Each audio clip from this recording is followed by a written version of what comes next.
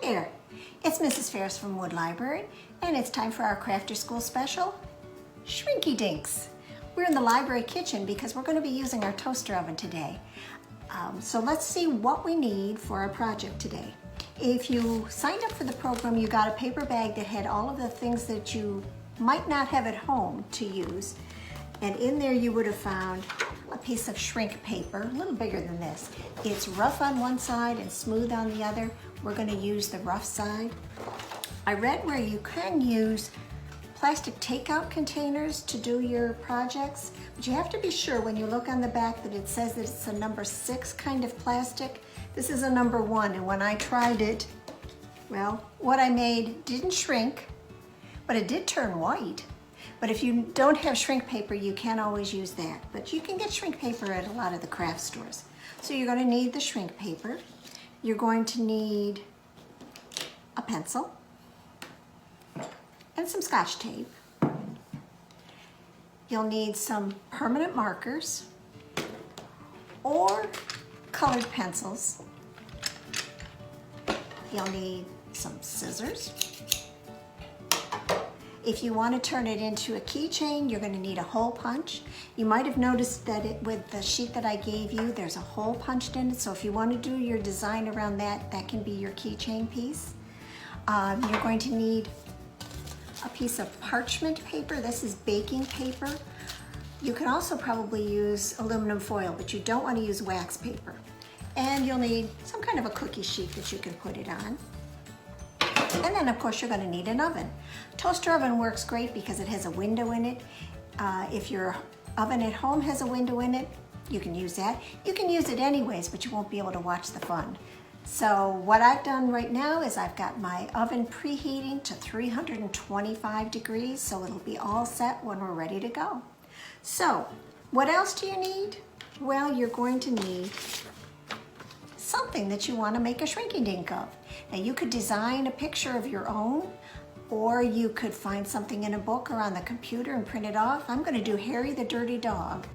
So what you want to be sure is that you have a big enough image, because whatever you make is going to shrink down to 1/3 of the original size. So if you've got a picture that's 3 inches tall, when it's finished baking, it's only going to be 1 inch tall. So keep that in mind when you're choosing the size of your picture or when you're drawing your picture.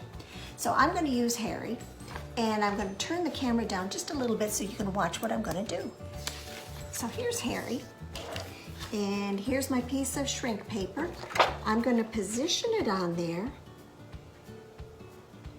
like that, and then I'm going to take a piece of Scotch tape and tape it to my paper so it won't wiggle while I'm doing my coloring. Now I chose a really easy one because Harry is just black and white. So when I color him, I'm going to need a white pencil and a black pencil. You can also use markers, as I said. Those will come out a little bit more vibrant. I did an initial using the markers. And I did a Harry Potter using colored pencils. So we'll see how different they come out when we make them. So the first thing you're going to do, what I recommend doing, is tracing the image with pencil. And some of that is just so you can be sure that you keep it in register, they call that, so that it doesn't wiggle around while you're doing it. But also it helps with the coloring, because what I'm going to do is I'm going to color all of the white on Harry using the colored pencil. And then I'm going to use a black permanent marker, my Sharpie marker, to do the black and any outlining. And if you're not sure whether you've got it all traced, you can always lift it up a little bit and just see what you might have missed. So I've got most of Harry done there. So then I'm going to get out my white pencil and color all of the white part of him. Now you might think, well, gee, Harry's white. Why do you even have to color in the inside? Well, he won't be white when we bake it because this part stays clear, and if I don't color the inside of Harry with the white pencil, it'll just look clear or transparent. So I'm just going to quickly color over all of Harry. And I suggest when you're coloring, it's hard to see with the white, but to use kind of a circular motion instead of just straight lines, because that way you'll overlap your coloring better and you won't have any distinct lines in there. And I can see I need to do a little bit more.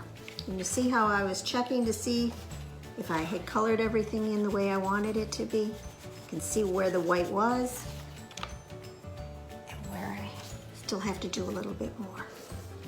So that's the other reason why it's nice to keep it taped down, so that you don't have to line it up every time you take a peek. Okay, I think I've got Harry pretty well colored with the black. So now what I'm going to do is I'm going to go around the outside of him with the black Sharpie and color in any of the black spots that he has. Because if you know Harry, you know he's a white dog with black spots. And the reason we don't have you do the Sharpie marker beforehand is you don't want it to smudge.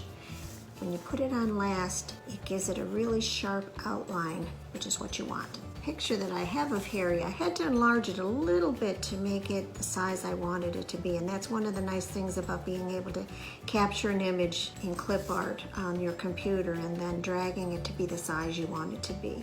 If you use the colored pencils, you'll have a softer edge to your image, and with the markers, it's a little bit more defined, especially if your marker is a brand new one like the one I gave you. It has pretty good point on it still. I'm kind of scribbling this one because his spot isn't so well defined that it's just sharp edged. Doesn't have to be perfect because you know it is going to shrink down, so any of the details will be squished in a little bit. Okay. So when I'm satisfied with it, I'm going to pull it off of that pattern, and then I'm going to cut it out. And I'm going to cut it leaving a little bit of an edge. When I did Hagrid, you can see I left an edge around the outside. Now if you want, you can fussy cut and get it right on the edge. I kind of liked having an outline around him, but that's your own call. If you're doing it as a keychain, remember you're going to want to have the hole up here. I have to trim it down a little bit so I can get to the place where I can punch it with my hole punch.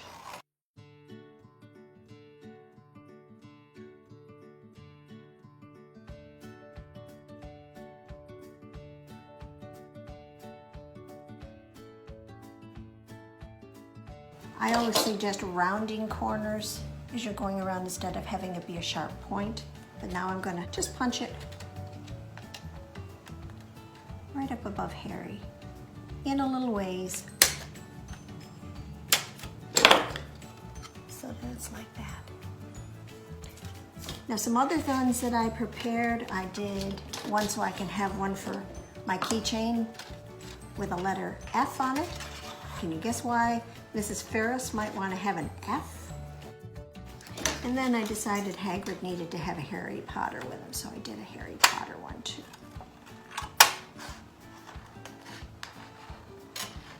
And I think what I'm going to do with these is I'm going to have them be magnets. So after they're baked and cooled, I can glue a magnet on the back of them. But you can also make a necklace out of it. You can make a bookmark. And Harry. And Harry. I have two Harrys, don't I? I think Harry the dog needs a little more white right up by his ears. And this color from your pencil, it's going to go into the rough indentations that are on your piece of shrink paper. That's why you want to color on the rough side. So there I've got my three things that I'd like to bake, those two at the same time.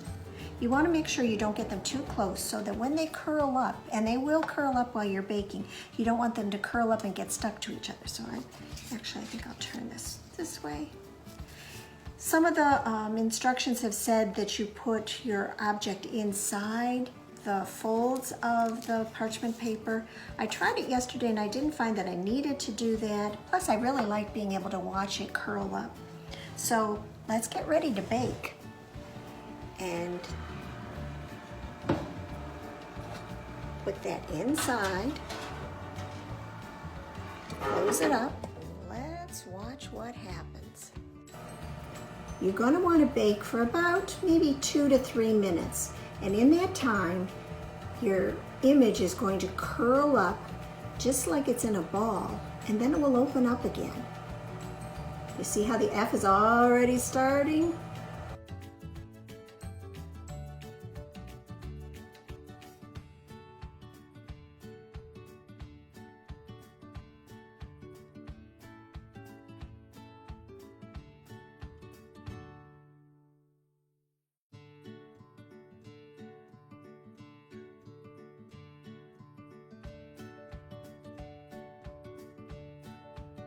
I'm going to take that F out and see what's going on.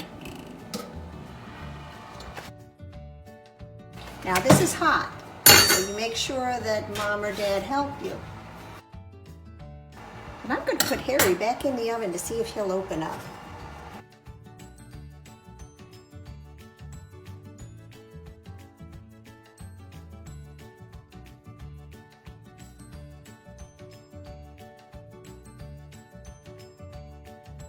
He may need a little encouragement, but we'll just soften him up a little bit and then flatten him.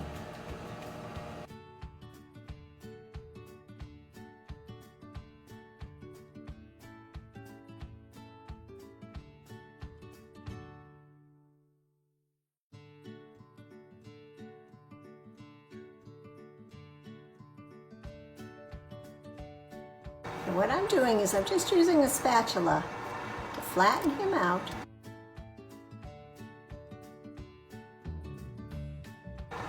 And while he cools, see, I'm going to put my other Harry inside.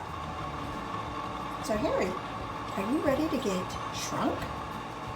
It'll be almost like magic.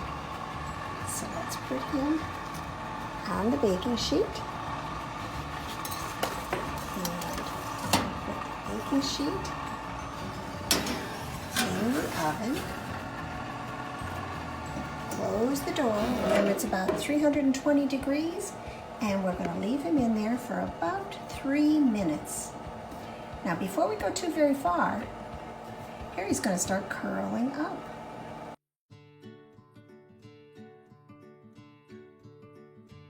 It is kind of like magic, isn't it? Now, when you first do this, you may think, uh-oh, what's happening? It's not working. But it's working just the way it's supposed to. The high temperature makes the plastic condense and melt. And then, once it's done doing that, then it starts to open up a little bit more and flatten out. You see Harry's moving his wand? He's going to lay it back down on that parchment paper. And at this point, I think Harry's done. It's been in there about 2 minutes. So I'm going to open the door, and using an oven mitt, I'm just going to pull that tray. When Harry's all cool, I can pick him up. And if you were wondering how big Harry was to start off, well, let's go back over.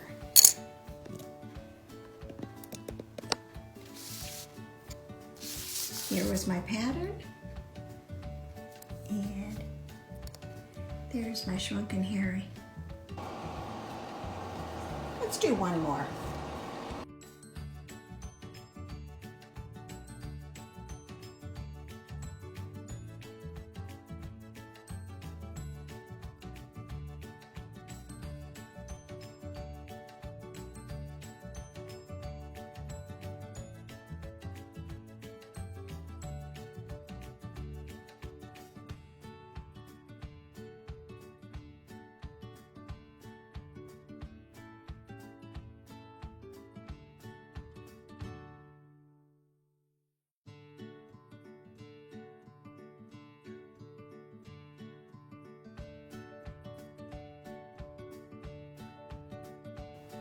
I can't wait to see what you've shrunk.